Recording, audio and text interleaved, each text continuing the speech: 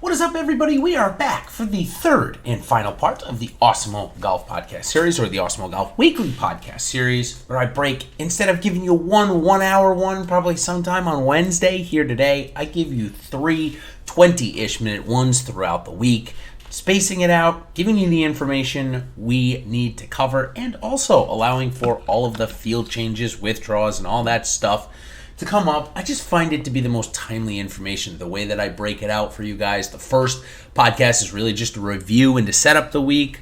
Second part of the podcast is going over the fit and form and strokes gained stuff. And then this one, which I find to be most important, is the ownership pod.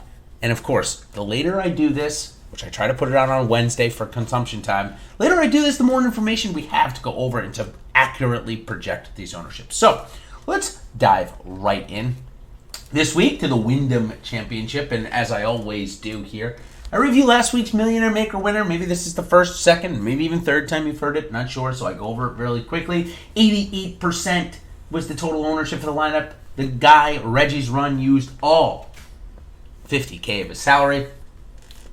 But although it was chalky, he had Joel Damon and Scotty Scheffler both under 10% owned, which gave him the optimum opportunity to not have it duplicated. And it wasn't. His second place lineup was, though, funny enough. All right, so let's move on to the golfers this week. Awesemo's top 10 projected, as I always do. If you don't have an Awesemo Plus subscription, of course, we give the ownership for every golfer in the field. So if you don't already have a membership, $8.95 for the week. And if you want to come with us for the next month, which is going to take you all the way through the United States Open Invitational. It's really normally an open. It is not an open this year. It's really more of an invitational, but that's fine. It is golf's major. Join us for the month, $29.99. So best time to join Awesemo Plus for the PGA DFS side is right now, as MLB is kicking off. Sure, but NBA is going to be ending, so a lot of games are going to, from the NBA, going to move into PGA. So great time to join us there. All right, let's go over Awesemo's top 10 projected ownership this week. Webb Simpson coming up at the top, above 30%.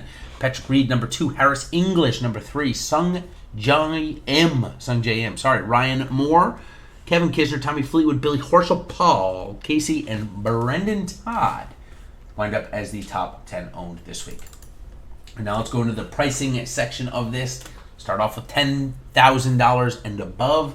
5 guys, close to 110% owned. We already talked about 2 of them, Webb Simpson and Patrick Reed, coming in as 1, 2 on the ownership board, and they're, I think, 2 and 3 on the salary board. So certainly the chalk looking to hit yet again for what would be considerably the third or fourth week in a row we've had something like this happen if one of those guys end up winning. Harris English also up there as well. I'm sorry, we're doing 10K and above. I lost my note there. Brooks Capka looks to be trending towards the 10% range. Listen, he just hasn't been that good.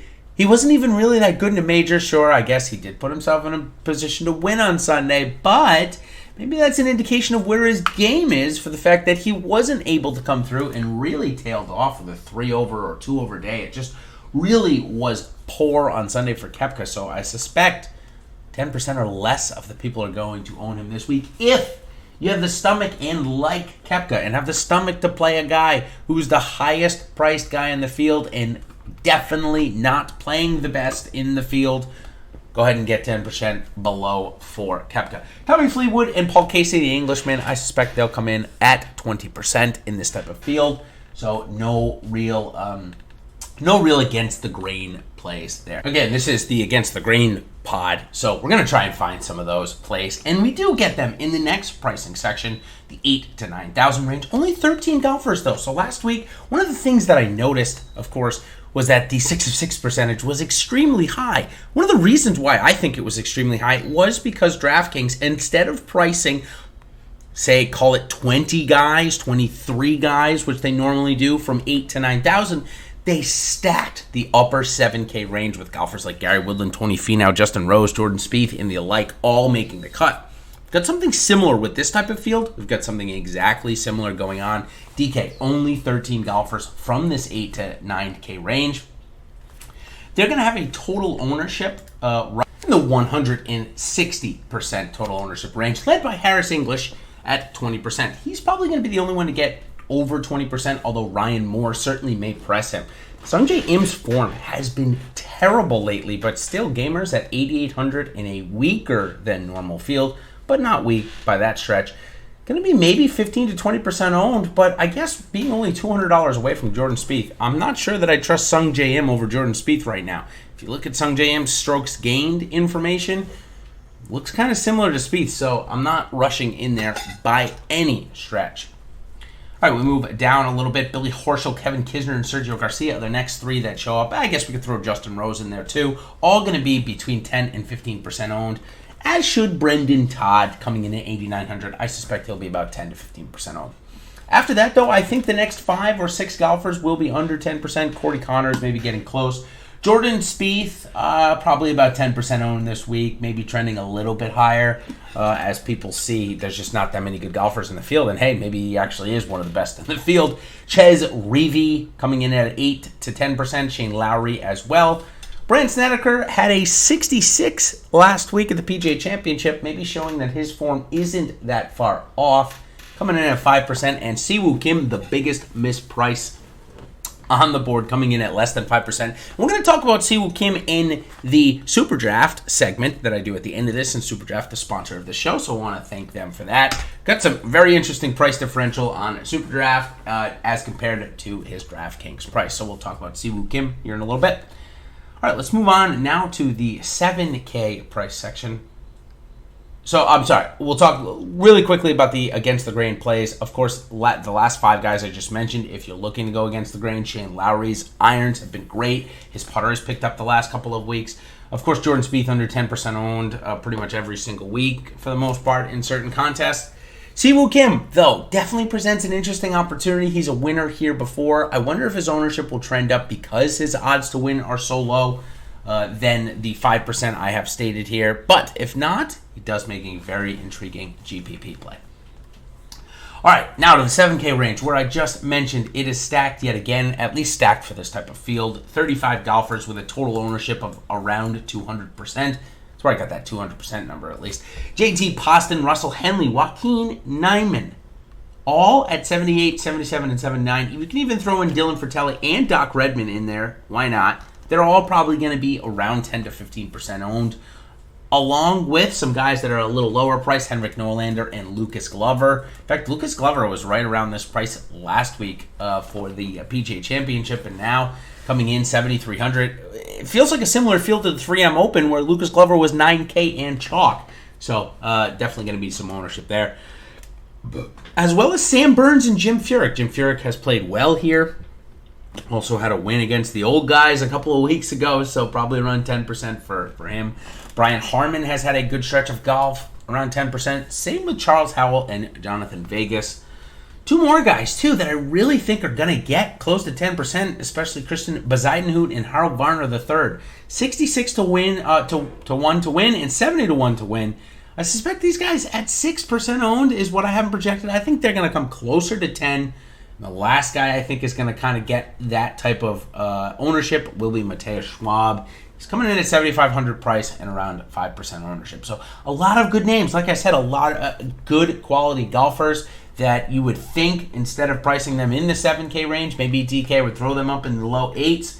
But maybe DK's aim is to try and get more golfers, more players, more gamers, to have 6 of 6 through the cut. Maybe they'll stay engaged and be more willing to play these weekend contests. Sorry, I might have gotten a little loud there. I came a little close to the mic.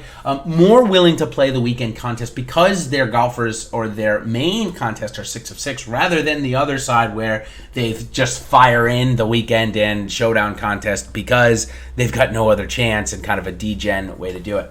So, regardless, I don't know if anything is that, and I'm making too much and I'm thinking too much into it, but this is just what I see in front of me for right now. Okay, lastly, for the at least for the against the grain picks for DraftKings, and then we're going to go on a super draft. The 6K range, 98 golfers, total ownership of 130%. Wesley Bryan in this spot last time got 10%, north of 10% ownership, so I think that's probably going to happen again or close to it. Kyle Stanley, Pat Perez also showed some form over the last month. They're going to be between 5 and 10%. Sebastian Munoz, Chase Seifert, Seamus Power, Will Gordon, Adam Long, Adam Shank, Mark Hubbard, and Troy Merritt, along with Ryan Armour and Denny McCarthy. All going to be between 4 and 6% owned. Maybe a couple of other guys that have started to play okay and could be higher owned than what I have projected. Christopher Ventura and Keith Mitchell. So that does it for our DraftKings segment. Now I want to move on to Super Draft, the sponsor of this show. And we're going to do a little bit of a multiplier segment where I'm going to tell you some high-owned guys and some pivot off of them. So if you haven't played the multiplier segment, it's a multiplier game. It's a great feature, a nice differential between just the straight salary restrictions. So if you haven't heard about it, I'm about to tell you about it. The future of daily fantasy sports has arrived. Experience Super Draft's exclusive game mode multiplier. Say goodbye to salary restrictions and hello to lineup freedom. Use your fantasy sports knowledge to draft any player you want and build your very own dream team. Countless lineup possibilities let you experience daily fantasy sports the way you want to. Super Draft, offering contests right now for PGA, MLB, NBA, NASCAR, and MMA, so you can enjoy the best of DFS all year round. Sign up for Super Draft using promo code Osmo10 and get 10 free on your first deposit of $10 or more and 20 free on your first deposit of $100 or more. Download in the App Store or play at superdraft.io. Super Draft, no limit and more winning. Okay, so we talked about Siwoo Kim at the top, right? $8,600, 33 to 1 to win. He's 1.45x on Super Draft. Expect a ton of gamers to head that way, somewhere in the 40 or 50% owned range probably, maybe even more to be completely honest with you. Then we've got Jim Furyk also coming in at 1.45x. I suspect some gamers to head there as well. So, how can you differentiate? Well, a couple of guys that I expect to go low owned that have a higher multiplier. Doug Gim, 1.65x. He made a cut recently, finally.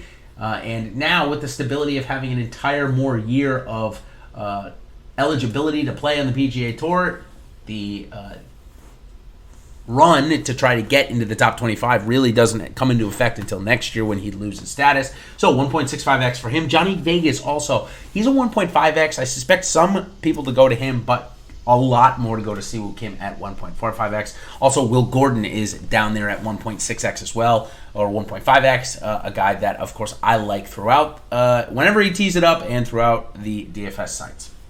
So, thanks to Super Draft for the continued support here, and this will wrap up the Against the Grain podcast right around 12 to 15 minutes long today, which is, of course, what I try to do, and I think my total this week is 51 minutes. If I remember correctly, I think I was at 27 for the opening tee, and 22, actually, for the Against the Grain, now that I'm seeing it. So, I'm just over an hour. Apologize, like to try and keep it just under an hour for everybody's consumption practices. Although, those of you that have a longer drive, if you are commuting to work, maybe you like the longer one. Again, if you want to see all of these together, let me know. I can certainly put it together, but not many people, or I don't even know if anybody has reached out to tell me that they want to see all three of the podcasts together. So until then, I'm just going to keep doing it the way that I do. And hope that you all like it. So until the Live Before Lock show with Ben, Raza, and I, tonight at 8:30. Of course, I'll have my model breakdown out within the next hour, along with my 3-ball betting video coming out soon. So until then, until next time, everybody, we will see you on the other side. Cheers.